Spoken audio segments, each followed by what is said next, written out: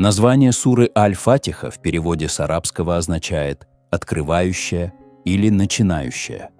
Она открывает Коран, начинает молитву и ведет к Аллаху. Это первая сура, которую слышит человек при чтении Корана. Именно с нее начинается разговор с Творцом. Она отправная точка поклонения, начало пути верующего и суть обращения к истине. Без нее не совершается ни одна молитва. Настолько она неотделима от связи с Аллахом. Аль-Фатиха – это начало и в то же время основа. Ее называют Аль-Китаб, что в переводе означает «мать книги», потому что в ней собрано все – хвала, поклонение, мольба, вера, страх, надежда, путь и цель. Имам Ибн Аббас, да будет доволен им Аллах, сказал: «Аль-Фатиха – основа Корана, и смысл всех сур возвращается к ней. Это не просто вступление, это ядро, из которого рождается все остальное». Также пророк Мухаммад, мир ему и благословение Аллаха, сказал одному из своих сподвижников: «Я научу тебя величайшей суре в Коране». Затем он прочитал Аль-Фатиху и добавил: «Это 7 повторяемых аятов и великий Коран, дарованный мне». Сахих Аль-Бухари, хадис 4474. Поэтому одно из ее имен – Сабу Аль-Масани, что в переводе с арабского означает «7 повторяемых». Эту суру так называют потому, что она состоит из 7 аятов и повторяется в каждой молитве снова и снова. Ни одна другая сура не читается столько раз. Она звучит в каждом ракате, день за днем, сопровождая верующего на протяжении всей его жизни. Когда ты читаешь Аль-Фатиху, ты открываешь не просто страницу, а путь. Путь к вере, к разговору с Аллахом, к глубочайшей сути поклонения. Именно поэтому она стоит первой не по случаю, а по смыслу. Аллах по своей мудрости сделал ее ключом к пониманию всего Корана. В ней есть все, с чего начинается путь каждого верующего: признание Творца, поклонение, мольба, стремление к истине. Это как вступление, в котором уже звучит все главное, о чем будет сказано дальше. В первом аяте говорится следующее: «Во имя Аллаха, милостивого, милосердного». С этих слов начинается все, что мусульманин делает с намерением и верой. Бисмиллях – это не просто религиозная формула, это напоминание. Все, что мы делаем, должно быть посвящено Аллаху. Именно с этого начинается и Коран, и каждая наша молитва. Слово «бисмиллях» означает «во имя Аллаха», то есть с Его дозволения, с Его помощью, ради Него. В этом аяте присутствуют 2 имени Аллаха – Ар-Рахман и Ар-Рахим. И каждое из этих имен несет глубокое значение. Ар-Рахман – это всеобъемлющая милость, охватывающая все творение. Людей, животных, верующих, неверующих, живых и мертвых. Это та милость, благодаря которой существует мир, движется жизнь и совершается благо. Ар-Рахим – это узкая, особая милость, которая проявляется только к тем, кто уверовал, кто ищет Аллаха и следует Его наставлению. Это милость в вечности, в судный день, в прощении и награде. Аллах начинает с упоминания этих 2 имен, чтобы напомнить каждому. Путь к Нему открыт, и он начинается не со страха, а с любви, надежды и уверенности в Его бесконечной доброте. Пророк Мухаммад, мир ему и благословение Аллаха, сказал: «Каждое важное дело, не начатое с бисмиллях, лишено благодати». Хадис достоверный по мнению имама Ан-Навави и других ученых. Это подчеркивает, важно не просто произнести эти слова, а осознать их смысл. Бисмиллях – это внутреннее направление сердца. Это настрой, с которым ты входишь в любое дело. Не от себя, а с именем того, кто управляет всем сущим. Во 2 аяте говорится: «Хвала Аллаху, Господу миров». Этот аят – начало благодарности. Здесь человек останавливается и осознает, все хорошее, что у него есть, приходит от Аллаха. Слово «аль-хамд» означает не просто «спасибо», а осознанную, искреннюю хвалу не только за дары, но и за сам факт существования, за мудрость и милость Творца. Эта хвала и есть акт поклонения. И начинается она с признания. Все, что есть, принадлежит Аллаху, и Ему одному подобает благодарность. Когда мы говорим «Господь миров», мы признаем, что Аллах управляет не только нашей жизнью, но и всеми мирами, которые нам известны и неведомы. Мир людей, ангелов, джиннов, животных, небесных тел, даже тех сфер, которые мы не можем постичь. Это напоминание о том, что мы являемся лишь частью огромного творения, и есть Тот, кто управляет всем, и Он достоин всякой хвалы. Пророк Мухаммад, мир ему и благословение Аллаха, передал, что Всевышний сказал: «Когда раб мой говорит: хвала Аллаху Господу миров, я говорю: мой раб восхвалил меня». Сахих Муслим. Это не просто аят, это начало диалога. Аллах отвечает на твои слова. И если ты говоришь их с сердцем, ты не просто читаешь аят, а вступаешь в разговор с Творцом. В 3-м аяте читаем: «Милостивого, милосердного». Этот аят повторяет имена Аллаха, которые уже прозвучали в самом начале. Но это не просто повтор, это акцент. Аллах напоминает нам о своей милости дважды, чтобы мы поняли. Все, что происходит в этом мире, находится под покровом Его доброты. Ар-Рахман – это безграничная милость, охватывающая все творение.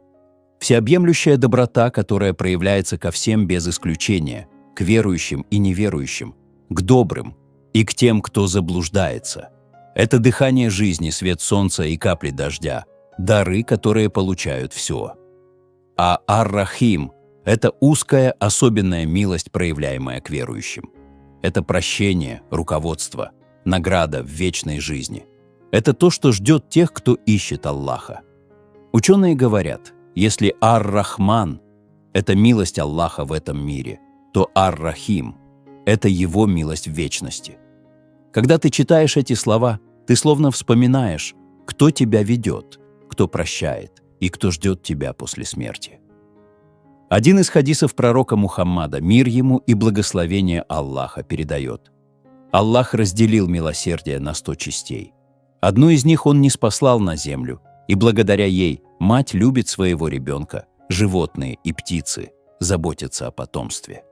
И даже кобыла поднимает копыта, боясь задеть же ребенка.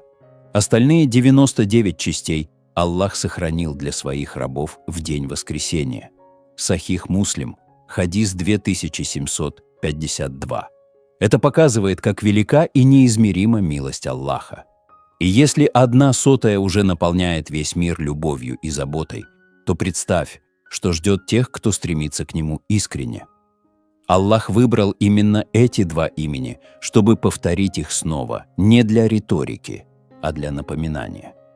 Чтобы сердце верующего каждый раз понимало, перед ним не просто владыка, а тот, чья милость безгранична и близка. И этот путь начинается не со страха, а с любви. В 4-м аяте читаем: «Владыки дня воздаяния».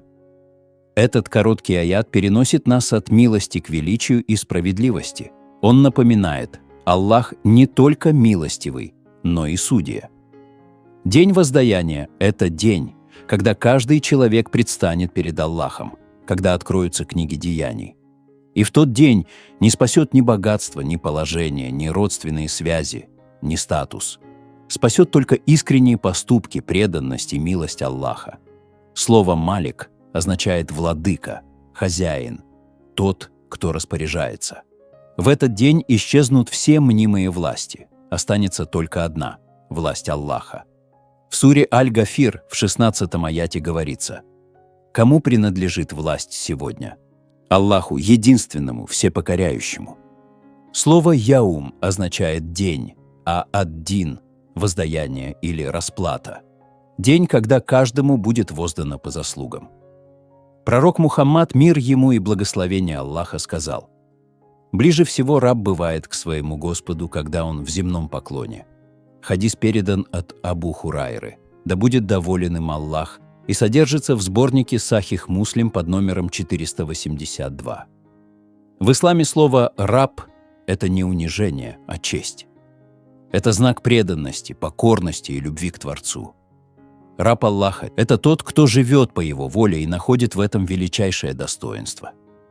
Этот хадис подчеркивает особое положение суджуда, когда человек находится в наибольшей близости к Аллаху. И именно в этом положении мы произносим слова Аль-Фатихи, включая этот аят, с напоминанием, кто владыка в судный день. Это знание очищает намерения. Если ты знаешь, что рано или поздно предстанешь перед Аллахом, то ты живешь иначе. Не ради похвалы, не из стремления угодить людям, а ради истины, ради довольства Творца. Этот аят – напоминание, что в итоге все возвращается к Аллаху. В 5-м аяте говорится: «Тебе одному мы поклоняемся, и у тебя одного просим помощи». Этот аят является сердцем суры Аль-Фатиха. Он устанавливает главную связь между верующим и Творцом. На этом этапе человек перестает говорить о внешних истинах, таких как милость или суд, и обращается к своей внутренней сути, к своему выбору, своей вере, своей нужде. Он говорит о своей позиции перед Аллахом, о своей зависимости от Него. Мы произносим «тебе одному», подчеркивая исключительность. Не просто мы поклоняемся, а тебе поклоняемся. Это выражение таухида, единобожия в действии. Поклонение – это не только молитва, это и любовь, и подчинение, и упование, и повиновение. А просьба о помощи – это признание своей слабости перед Аллахом. Мы говорим: «У тебя одного просим помощи», потому что понимаем, никто другой не способен нам помочь так, как способен Аллах. Ни люди, ни деньги, ни сила. Ничто не сравнится с поддержкой того, кто управляет всем. Это удивительное сочетание поклонения и просьбы. Мы не просто молимся, мы просим. Мы признаем, что без помощи Аллаха не сможем даже поклоняться должным образом. Этот аят говорит о зависимости, смирении и уверенности. Ведь мы обращаемся к тому, кто всегда рядом. В 6-м аяте читаем: «Веди нас прямым путем». Это сердце мольбы. После признания власти Аллаха, после слов поклонения и зависимости, человек обращается с просьбой. Это ключевая просьба, от которой зависит весь путь человека. Мы не просим богатства или здоровья, мы просим указания пути. Потому что без верного пути все остальное теряет смысл. Мы просим не просто показать путь, а вести по нему. Быть рядом, наставлять, оберегать от заблуждения. Слово «сирот» означает дорогу, путь. А мустаким – прямой, ровный, без отклонений. Это путь, по которому шли пророки, праведники и искренние верующие. Путь истины, который ведет к довольству Аллаха и вечному спасению. Мы просим об этом каждый день, в каждой молитве, потому что сбиться легко, а чтобы идти по нему правильно, нужна поддержка Аллаха. Этот аят – признание своей нужды в руководстве. Человек может обладать знаниями, но без наставления от Аллаха он может ошибиться. Поэтому даже пророк Мухаммад, мир ему и благословение Аллаха, просил у Аллаха руководства каждый день. Это не просто слова, это мольба души, которая ищет истину и свет. В 7-м аяте читаем: «Путем тех, кого ты облагодетельствовал, не тех, на кого пал гнев, и не тех, кто сбились с пути». Этот аят завершает мольбу, вознесенную в предыдущем аяте, где мы просим Аллаха вести нас прямым путем. Теперь мы уточняем, какой именно путь имеем в виду. Путь тех, кого Аллах облагодетельствовал. В суре Ан-Ниса, 69-м аяте говорится: «Те, кто повинуется Аллаху и посланнику, будут вместе с теми, кого облагодетельствовал Аллах, пророками, правдивыми, мучениками и праведниками». Как прекрасны эти спутники! Мы также просим Аллаха уберечь нас от путей тех, на кого пал гнев, и тех, кто заблудился. Ученые толкуют, что под первыми подразумеваются те, кто знал истину, но отвернулся от нее, а под вторыми – те, кто искренне стремился, но оказался в неведении.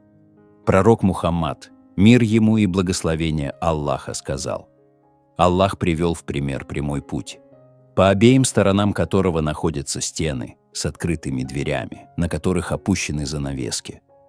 На входе в путь стоит призывающий и говорит: «О люди, входите на этот путь и не сворачивайте с него».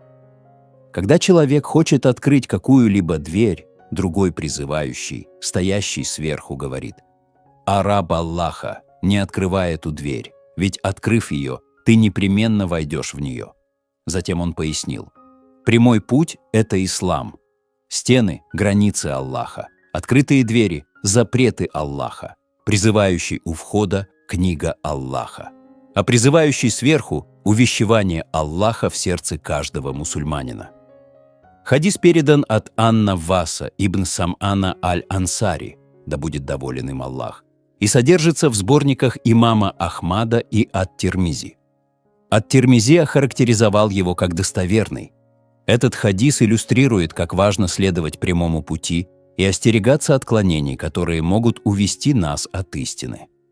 Таким образом, 7-й аят суры Аль-Фатиха – это просьба о постоянном наставлении и защите от заблуждений. Он напоминает нам о необходимости стремиться к пути праведных и остерегаться путей тех, кто отвернулся от истины или заблудился. Когда мы завершаем чтение суры Аль-Фатиха, мы как бы подводим итог всей молитвы. Мы вспомнили, кто наш Господь, чья милость охватывает все. Мы признали Его власть в день суда, выразили свою преданность и зависимость. Мы попросили указания пути, по которому шли избранные, и теперь надеемся, что Аллах примет эту мольбу.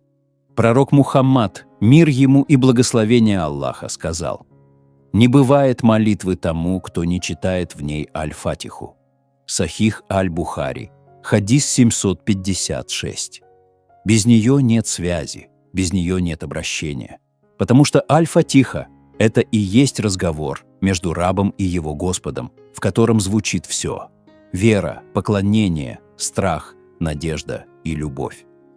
Мы попытались прикоснуться к глубине суры Аль-Фатиха. Пусть Аллах откроет наши сердца к пониманию и искренности. Амин.